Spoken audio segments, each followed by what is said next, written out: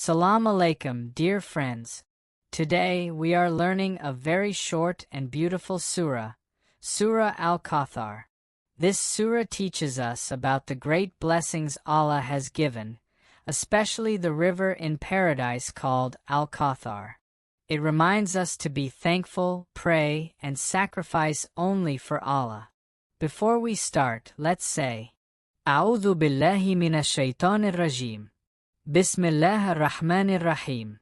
Now let's recite it together, slowly.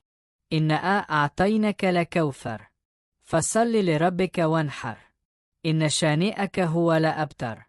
Translation of this surah in English language is, I seek refuge in Allah from Satan, the accursed or expelled. In the name of Allah, the most gracious, the most merciful. Indeed, we have granted you, O Prophet, abundant goodness. So pray and sacrifice to your Lord alone. Only the one who hates you is truly cut off from any goodness. Let's say Alhamdulillah for this beautiful surah. Alhamdulillah. See you next time, friends. Salam Alaikum.